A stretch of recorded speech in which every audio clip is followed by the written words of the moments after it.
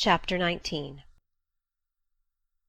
The library looked tranquil enough as I entered it, and the Sibyl, if Sibyl she were, was seated snugly enough in an easy-chair at the chimney-corner. She had on a red cloak and a black bonnet, or rather a broad-brimmed gipsy hat, tied down with a striped handkerchief under her chin. An extinguished candle stood on the table. She was bending over the fire, and seemed reading in a little black book, like a prayer-book, by the light of the blaze. She muttered the words to herself, as most old women do while she read. She did not desist immediately on my entrance. It appeared she wished to finish a paragraph. I stood on the rug and warmed my hands, which were rather cold with sitting at a distance from the drawing-room fire. I felt now as composed as ever I did in my life. There was nothing, indeed, in the gipsy's appearance to trouble one's calm. She shut her book and looked slowly up. Her hat-brim partially shaded her face, yet I could see, as she raised it, that it was a strange one. It looked all brown and black. Elf-locks bristled out from beneath a white band which passed under her chin, and came half over her cheeks, or rather jaws. Her eye confronted me at once with a bold and direct gaze. "Well, and you want your fortune told?" she said, in a voice as decided as her glance, as harsh as her features. "I don't care about it, mother. You may please yourself, but I ought to warn you I have no faith." "It's like your impudence to say so. I expected it of you. I heard it in your step as you crossed the threshold." "Did you? You've a quick ear." "I have, and a quick eye, and a quick brain." "You need them all in your trade." "I do, especially when I've customers like you to deal with. Why don't you tremble?" "I'm not cold." "Why don't you turn pale?" "I am not sick." "Why don't you consult my art?" "I'm not silly." The old crone knitched a laugh under her bonnet and bandage. She then drew out a short black pipe, and, lighting it, began to smoke. Having indulged a while in this sedative, she raised her bent body, took the pipe from her lips, and, while gazing steadily at the fire, said very deliberately, "You are cold, you are sick, and you are silly." "Prove it," I rejoined. "I will, in a few words. You are cold because you are alone. No contact strikes the fire from you that is in you. You are sick because the best of feelings, the highest and the sweetest given to man, keeps far away from you. You are silly because, suffer as you may, you will not beckon it to approach, nor will you stir one step to meet it where it waits you." She again put her short black pipe to her lips, and renewed her smoking with vigour. "You might say all that to almost any one who you knew lived as a solitary dependent in a great house." "I might say it to almost any one, but would it be true of almost any one?" "In my circumstances." "Yes, just so in your circumstances, but find me another precisely placed as you are." "It would be easy to find you thousands." "You could scarcely find me one.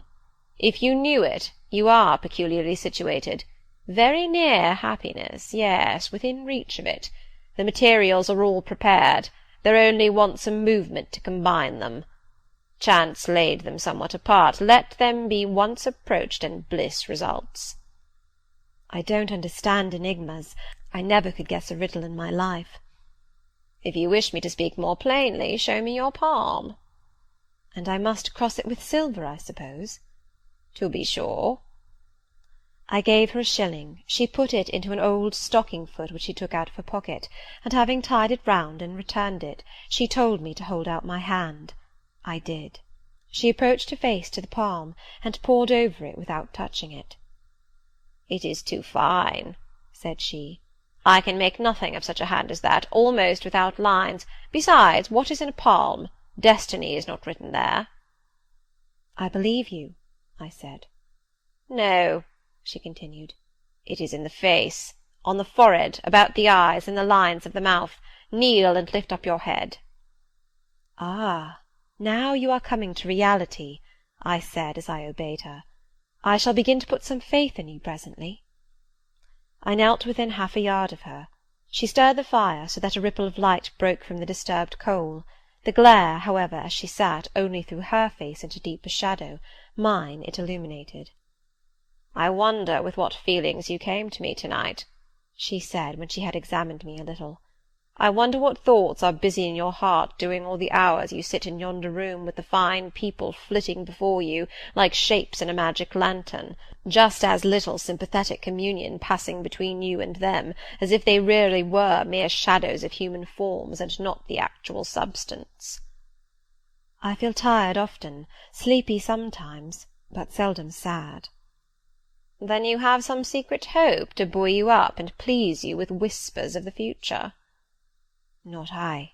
The utmost I hope is to save money enough out of my earnings to set up a school some day in a little house rented by myself." "A mean nutriment for the spirit to exist on. And sitting in that window-seat, you see I know your habits." "You have learned them from the servants." "Ah, you think yourself sharp? Well, perhaps I have. To speak truth, I have an acquaintance with one of them, Mrs. Poole." I started to my feet when I heard the name. "You have you?" thought I. "There is diablerie in the business after all, then." "Don't be alarmed," continued the strange being. "She's a safe hand, is Mrs. Poole, close and quiet. Any one may repose confidence in her. But as I was saying, sitting in that window-seat, do you think of nothing but your future school? Have you no present interest in any of the company who occupy the sofas and chairs before you? Is there not one face you study, one figure whose movements you follow with the least curiosity?" "I like to observe all the faces and all the figures." "But do you never single one out from the rest? Or it may be two?" "I do, frequently. When the gestures or looks of a pair seem telling a tale, it amuses me to watch them." "What tale do you like best to hear?" "Oh, I have not much choice. They generally run on the same theme, courtship, and promise to end in the same catastrophe, marriage." "And do you like that monotonous theme?" "Positively I don't care about it. It is nothing to me." "Nothing to you? When a lady, young and full of life and health, charming with beauty and endowed with the gifts of rank and fortune, sits and smiles in the eyes of a gentleman you— "I what?" "You know, and perhaps think well of." "I don't know the gentleman here. I have scarcely interchanged a syllable with one of them, and as to thinking well of them, I consider some respectable, and stately and middle-aged, and others young, dashing, handsome, and lively, but certainly they are all at liberty to be the recipients of whose smiles they please, without my feeling disposed to consider the transaction of any moment to me." "You don't know the gentleman here? You have not exchanged a syllable with one of them? Will you say that of the master of the house?" "He is not at home." "A profound remark, a most ingenious quibble. He went to milk it this morning, and will be back here to-night or to-morrow. Does that circumstance exclude him from the list of your acquaintance, blot him, as it were, out of existence?" "No, but I can scarcely see what Mr. Rochester has to do with the theme you had introduced." "I was talking of ladies smiling in the eyes of gentlemen, and of late so many smiles have been shed into Mr. Rochester's eyes that they overflow like two cups filled above the brim. Have you never remarked that?" "Mr. Rochester has a right to enjoy the society of his guests." "No question about his right. But have you never observed that, of all the tales told here about matrimony, Mr. Rochester has been favoured with the most lively and the most continuous?" The eagerness of a listener quickens the tongue of a narrator. I said this rather to myself than to the gipsy, whose strange talk, voice, manner, had by this time wrapped me in a kind of dream. One unexpected sentence came from her lips after another, till I got involved in a web of mystification, and wondered what unseen spirit had been sitting for weeks by my heart, watching its workings, and taking record of every pulse. "Eagerness of a listener," repeated she. "Yes, Mr. Rochester has sat by the hour, his ear inclined to the fascinating lips that took such delight in their task of communicating, and Mr. Rochester was so willing to receive, and looked so grateful for the pastime given him. You have noticed this?" "Grateful? I cannot remember detecting gratitude in his face." "Detecting? You have analysed, then. And what did you detect, if not gratitude?" I said nothing. "You have seen love, have you not? And looking forward to have seen him married and beheld his bride happy?" "Not exactly. Your witch's skill is rather at fault sometimes." "What the devil have you seen, then?" "Never mind. I came here to inquire, not to confess. Is it known that Mr. Rochester is to be married?" "Yes, and to the beautiful Miss Ingram." "Shortly?" "Appearances would warrant that conclusion, and no doubt, though with an audacity that wants chastising out of you, you seem to question it, they will be a superlatively happy pair. He must love such a handsome, noble, witty, accomplished lady, and probably she loves him, or if not his person, at least his purse. I know she considers the Rochester estate eligible to the last degree, though, God pardon me, I told her something on that point about an hour ago which made her look wondrous grave. The corners of her mouth fell half an inch.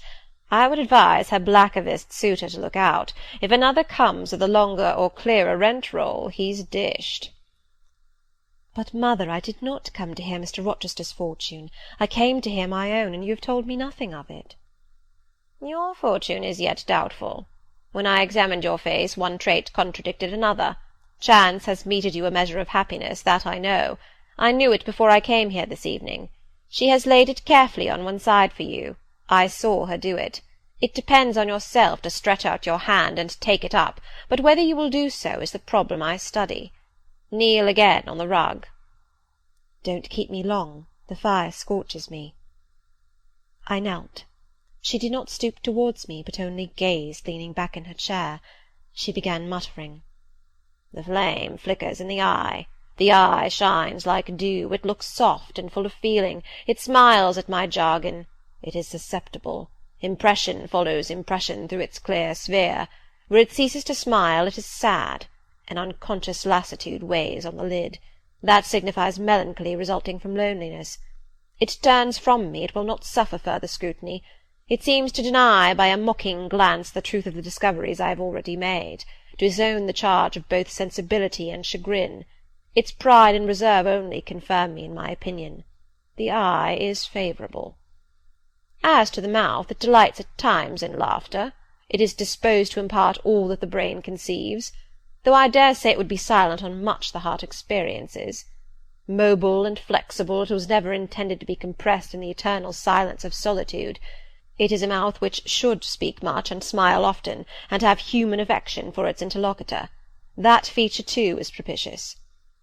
I see no enemy to a fortunate issue but in the brow, and that brow professes to say, I can live alone if self-respect and circumstances require me to do so. I need not sell my soul to buy bliss. I have an inward treasure born with me, which can keep me alive if all extraneous delight should be withheld, or offered only at a price I cannot afford to give. The forehead declares, reason sits firm and holds the reins, and she will not let the feelings burst away and hurry her to wild chasms. The passions may rage furiously, like true heathens as they are, and the desires may imagine all sorts of vain things, but judgment still shall have the last word in every argument, and the casting vote in every decision. Strong wind, earthquake, shock, and fire may pass by, but I shall follow the guiding of that still small voice which interprets the dictates of conscience. Well said, forehead. Your declaration shall be respected. I have formed my plans. Right plans I deem them, and in them I have attended to the claims of conscience, the counsels of reason. I know how soon youth would fade and bloom perish, if in the cup of bliss offered but one dreg of shame or one flavour of remorse were detected, and I do not want sacrifice, sorrow, dissolution. Such is not my taste. I wish to foster, not to blight, to earn gratitude, not to wring tears of blood, no, nor of brine. My harvest must be in smiles and endearments and sweet— That will do. I think I rave in a kind of exquisite delirium. I should wish now to protract this moment ad infinitum, but I dare not. So far I have governed myself thoroughly. I have acted as I inwardly swore I would act, but further might try me beyond my strength. Rise, Miss Eyre. Leave me. The play is played out. Where was I? Did I wake or sleep? Had I been dreaming? Did I dream still? The old woman's voice had changed. Her accent, her gesture, and all were familiar to me as my own face in a glass, as the speech of my own tongue. I got up, but did not go. I looked, I stirred the fire, and I looked again. But she drew her bonnet and her bandage closer about her face, and again beckoned me to depart. The flame illuminated her hand stretched out. Roused now, and on the alert for discoveries, I at once noticed that hand. It was no more the withered limb of eld than my own. It was a round, supple member, with smooth fingers symmetrically turned. A broad ring flashed on the little finger, and stooping forward, I looked at it, and saw a gem I had seen 100 times before. Again I looked at the face, which was no longer turned from me.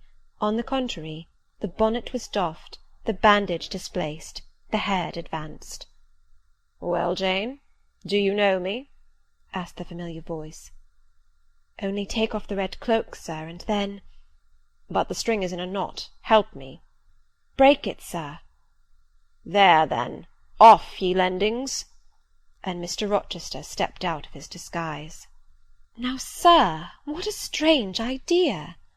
"But well carried out, eh? Don't you think so?" "With the ladies you must have managed well." "But not with you." "You did not act the character of a gipsy with me." "What character did I act? My own?" "No, some unaccountable one. In short, I believe you have been trying to draw me out. Or in. You have been talking nonsense to make me talk nonsense. It is scarcely fair, sir." "Do you forgive me, Jane?" "I cannot tell till I have thought it all over. If, on reflection, I find I have fallen into no great absurdity, I shall try to forgive you. But it was not right." "Oh, you have been very correct, very careful, very sensible." I reflected, and thought on the whole I had. It was a comfort. But indeed I had been on my guard almost from the beginning of the interview. Something of masquerade I suspected. I knew gipsies and fortune-tellers did not express themselves as this seeming old woman had expressed herself. Besides, I had noted her feigned voice, her anxiety to conceal her features. But my mind had been running on Grace Poole, that living enigma, that mystery of mysteries, as I considered her. I had never thought of Mr. Rochester. "Well," said he, "what are you musing about? What does that grave smile signify?" "Wonder and self-congratulation, sir. I have your permission to retire now, I suppose?" "No, stay a moment, and tell me what the people in the drawing-room yonder are doing." "Discussing the gipsy, I dare say." "Sit down. Let me hear what they have said about me." "I had better not stay long, sir. It must be near 11 o'clock. Oh, are you aware, Mr. Rochester, that a stranger has arrived here since you left this morning?" "A stranger? No. Who can it be? I expected no one. Is he gone?" "No. He said he had known you long, and that he could take the liberty of installing himself here till you returned." "The devil he did! Did he give his name?" "His name is Mason, sir, and he comes from the West Indies, from Spanish Town in Jamaica, I think." Mr. Rochester was standing near me. He had taken my hand as if to lead me to a chair. As I spoke, he gave my wrist a convulsive grip. The smile on his lips froze. Apparently a spasm caught his breath. "Mason, the West Indies!" he said, in the tone one might fancy a speaking automaton to announce its single words. "Mason, the West Indies," he reiterated, and he went over the syllables 3 times, growing in the intervals of speaking whiter than ashes. He hardly seemed to know what he was doing. "Do you feel ill, sir?" I inquired. "Jane, I've got a blow. I've got a blow, Jane." He staggered. "Oh, lean on me, sir." "Jane, you offered me your shoulder once before. Let me have it now." "Yes, sir, yes, and my arm." He sat down and made me sit beside him. Holding my hand in both his own, he chafed it, gazing on me at the same time with the most troubled and dreary look. "My little friend," said he, "I wish I were in a quiet island with only you, and trouble and danger and hideous recollections removed from me." "Can I help you, sir? I'd give my life to serve you." "Jane, if aid is wanted, I'll seek it at your hands, I promise you that." "Thank you, sir. Tell me what to do. I'll try at least to do it." "Fetch me now, Jane, a glass of wine from the dining-room. They will be at supper there. And tell me if Mason is with them, and what he is doing." I went. I found all the party in the dining-room at supper, as Mr. Rochester had said. They were not seated at table. The supper was arranged on the sideboard. Each had taken what he chose, and they stood about here and there in groups, their plates and glasses in their hands. Every one seemed in high glee. Laughter and conversation were general and animated. Mr. Mason stood near the fire, talking to Colonel and Mrs. Dent, and appeared as merry as any of them. I filled a wine-glass. I saw Miss Ingram watch me frowningly as I did so. She thought I was taking a liberty, I dare say, and I returned to the library. Mr. Rochester's extreme pallor had disappeared, and he looked once more firm and stern. He took the glass from my hand. "Here is to your health, ministrant spirit," he said. He swallowed the contents and returned it to me. "What are they doing, Jane?" "Laughing and talking, sir." "They don't look grave and mysterious, as if they had heard something strange?" "Not at all. They are full of jests and gaiety." "And Mason?" "He was laughing too." "If all these people came in a body and spat at me, what would you do, Jane?" "Turn them out of the room, sir, if I could." He half smiled. "But if I were to go to them, and they only looked at me coldly, and whispered sneeringly amongst each other, and then dropped off and left me one by one, what then? Would you go with them?" "I rather think not, sir. I should have more pleasure in staying with you." "To comfort me?" "Yes, sir, to comfort you as well as I could." "And if they laid you under a ban for adhering to me?" "I probably should know nothing about their ban, and if I did I should care nothing about it." "Then you could dare censure for my sake?" "I could dare it for the sake of any friend who deserved my adherence, as you, I am sure, do." "Go back now into the room. Step quietly up to Mason and whisper in his ear that Mr. Rochester has come, and wishes to see him. Show him in here, and then leave me." "Yes, sir." I did his behest. The company all stared at me as I passed straight among them. I sought Mr. Mason, delivered the message, and preceded him from the room. I ushered him into the library, and then I went upstairs. At a late hour, after I had been in bed some time, I heard the visitors repair to their chambers. I distinguished Mr. Rochester's voice, and heard him say, "This way, Mason. This is your room." He spoke cheerfully. The gay tones set my heart at ease. I was soon asleep. Chapter 19